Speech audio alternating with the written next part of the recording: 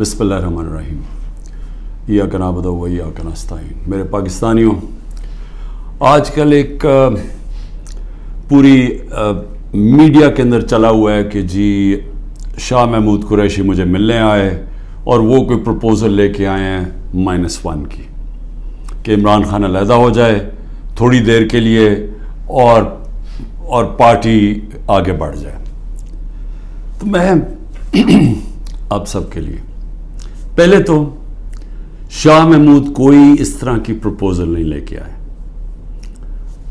और बातचीत हुई कि उनका जेल में टाइम गुजरा, किससे से मिले, हमारे कई लोग थे जो उनसे मिलने आए, तो वो सब की बातचीत हुई और फिर आगे अपने करना क्या। लेकिन मैं आप सबको ज़रा समझाना चाहता हूँ कि दो तरह की पॉलिटिक्स है। ये आपने बड़ा ज़रूरी समझना है, क्योंकि एक पॉलिटिक्स में ये -1 चलता है। वो कौन सी पॉलिटिक्स है? उसको पावर पॉलिटिक्स कहते हैं। वो पॉलिटिक्स होती है इक़्तिदार की पॉलिटिक्स।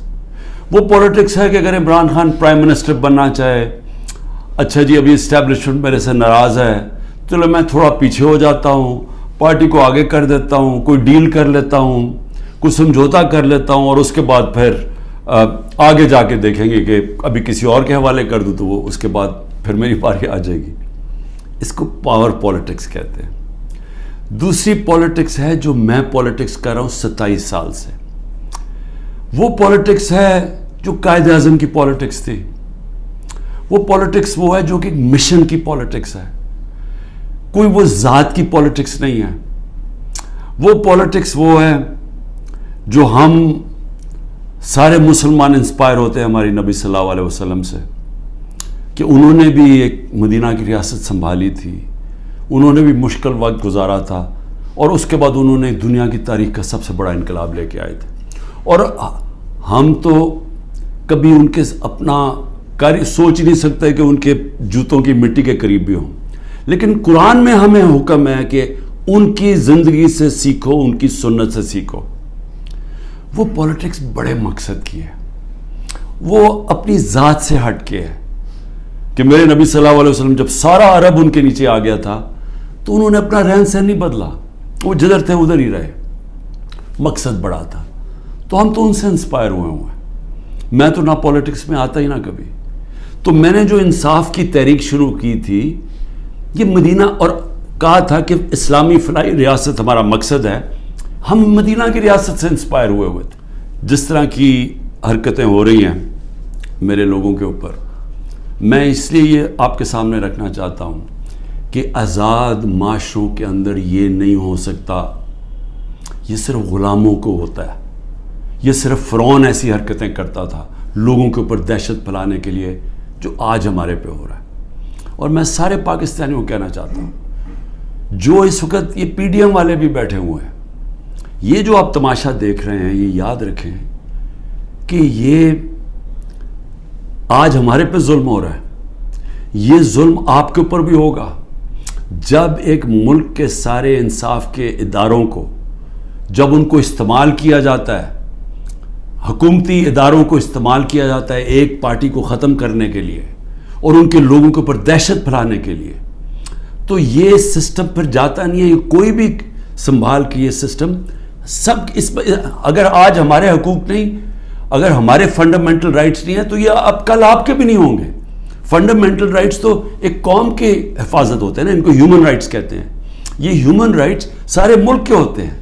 ये नहीं होता कि एक तबके के आप ह्यूमन राइट्स ले लें और वो तबका क्या है, मुल्क की सबसे बड़ी जमात जिसका सबसे बड़ा वोट बैंक है, अगर आप उसके ह्यूमन राइट्स आज वायलेट कर रहे हैं तो इसका मतलब ह्यूमन राइट्स नहीं है। क्योंकि ह्यूमन राइट्स को तो एक मुल्क की अदलिया उसकी हिफाजत करती है। तो हमारी अदलिया के तो कुछ सोचता ही नहीं।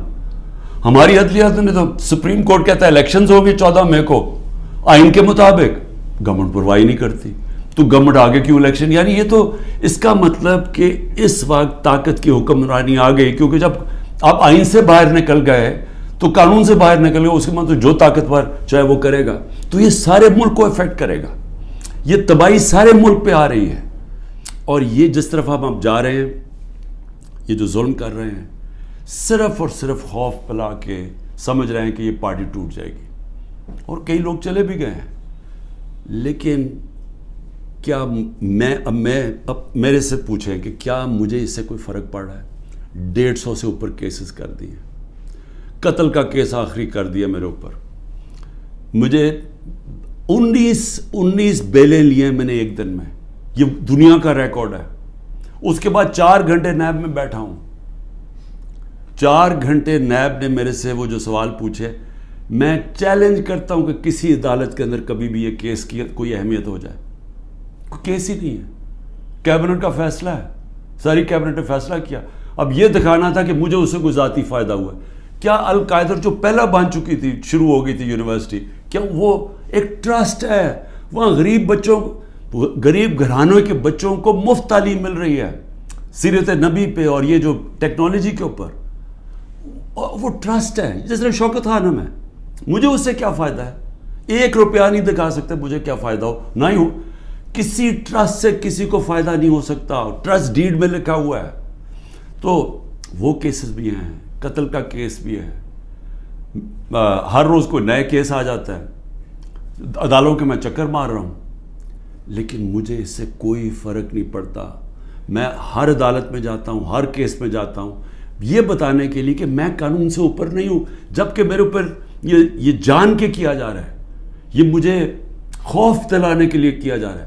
میں یہ آج کہنا چاہتا ہوں کہ یا اس سے یہ سارے کیسز کریں, اور اس کیسز میں کیونکہ کسی عدالت میں کوئی سزا نہیں ہو سکتی, ملٹری کورٹس سیٹ اپ کیے ہیں, اپروور ڈھونڈے جا رہے ہیں جو کہ جی عمران خان نے ہمیں کہا تھا کہ وہ کور کمانڈر کا گھر جلاؤ, یہ کہیں گے, ان میں سے کوئی اپروور آ جائیں گے, مجھے ملٹری کورٹ میں لے جائیں گے, سزا ہو جائے گی.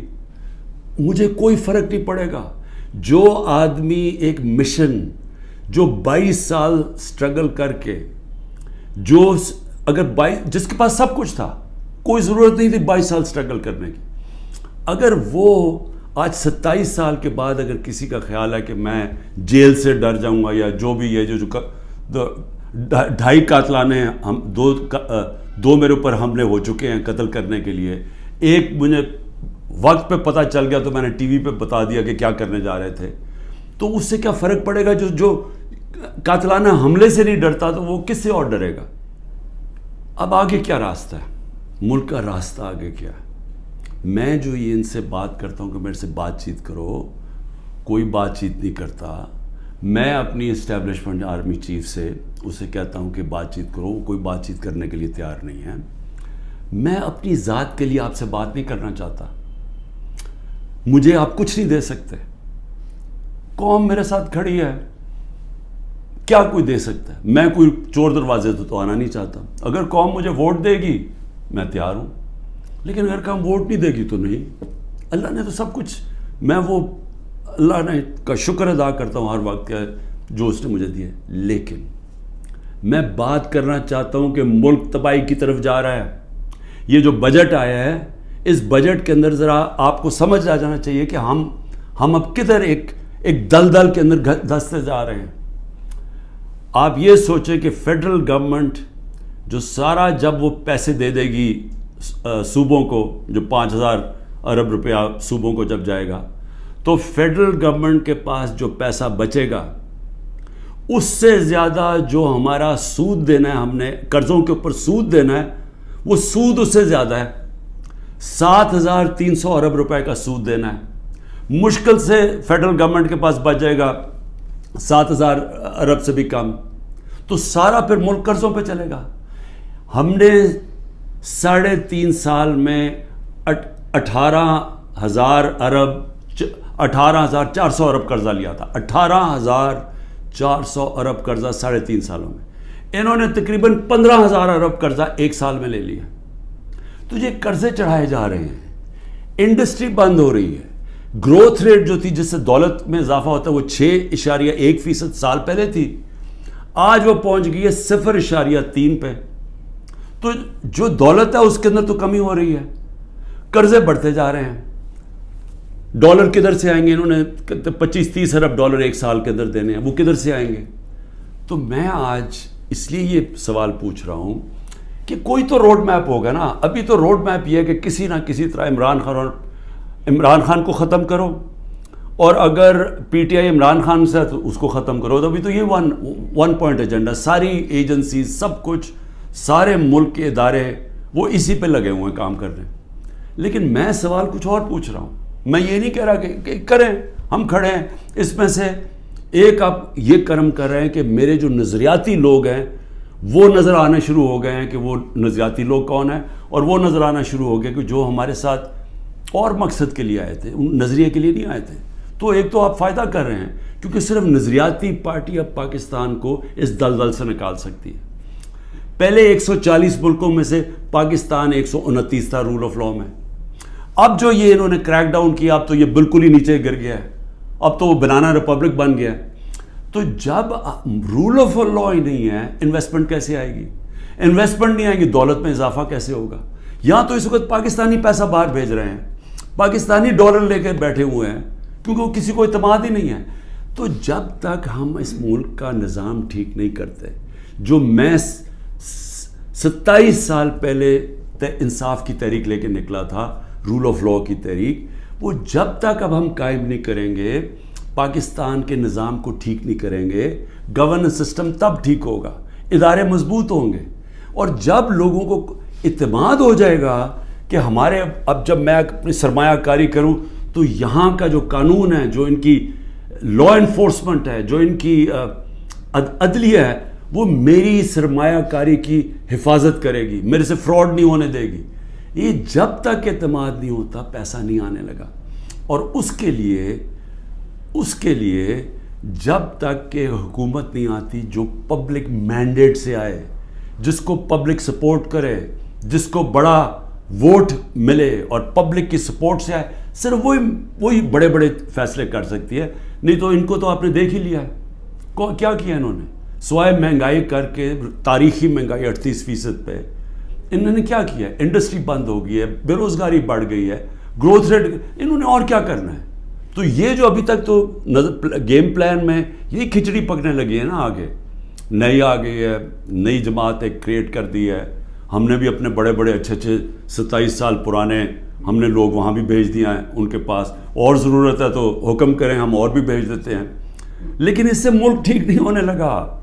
ملک ٹھیک تب ہوگا جب ایک public mandate, free and fair election کے بعد ایک مضبوط گورنمنٹ آئے گی. اور میں اپنی اسٹیبلشمنٹ کو آج پھر سے کہتا ہوں, نظر ثانی کرے, ملک تباہی کی طرف جا رہا ہے. اور جب یہ تباہی جس طرف جا رہا ہے, اور IMF کی اگلی کنڈیشنز آئیں گی, جس طرح انہوں نے مصر اور سری لنکا میں انہوں نے کنڈیشن لگائی, وہ کیا ہے کہ فوج کا بجٹ کام کرو, دونوں جگہ انہوں نے کہا. تو یہ تو ہم ادھر جا رہے ہیں کہ ہم اپنی سیکیورٹی اینڈ میں کمپرومائز کریں گے, اور اگر وہ سیکیورٹی کمپرومائز ہوگی اس ملک کی, تو ہمارے جو دشمن بیٹھے ہیں وہ ملک توڑنے کے لیے تیار ہیں.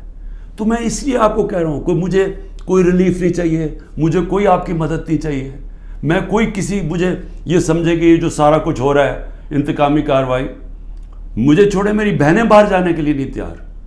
وہ تو عورتوں کے اوپر تو کبھی اس ملک میں ایسے نہیں ہوا, لیکن ملک نیچے جا رہا ہے. اور اس لیے وقت کم ہے, جس طرح دن بڑھتے جا رہے ہیں ہم اور اپنے ملک کو تباہی کی طرف لے کے جا رہے ہیں. صرف قانون ختم ہو چکا ہے. کسی کو اس وقت, پھر سے میں کہتا ہوں, جب عدلیہ اپنے فیصلے نہیں کروا سکتی, جب آئین کی کوئی پرواہ نہیں کر رہا, جب پولیس کھلے عام گھروں میں گھس کے لوگوں کے گھر لوٹ رہی ہے اور اٹھا کے لے کے لوگوں کو جا رہی ہے, کلیکٹیو پنشمنٹ دے رہی ہے, تو اس ملک میں تو اب باہر کے لوگ کیا سوچ رہے ہوں گے؟ بتائیں نا, بیرون ملک پاکستانی جو آپ کا بڑا اثاثہ ہے وہ کیا سوچ رہا ہوگا؟ وہ کوئی سوچے گا کہ پاکستان میں پیسہ لگانا ہے؟ تو اگر انہوں نے نہیں لگانا تو اور تو اس وقت کوئی ہے نہیں. جب تک ہم ملک کی ایکسپورٹس نہیں بڑھاتے, وہ تو ٹائم لگے گا کہ ہم اپنی ڈالر انکم بڑھائیں. تو اس میں تو صرف ایک ہی انٹرم میں تو صرف اوورسیز پاکستانی مدد کر سکتے ہیں. شکریہ. پاکستان زندہ باد.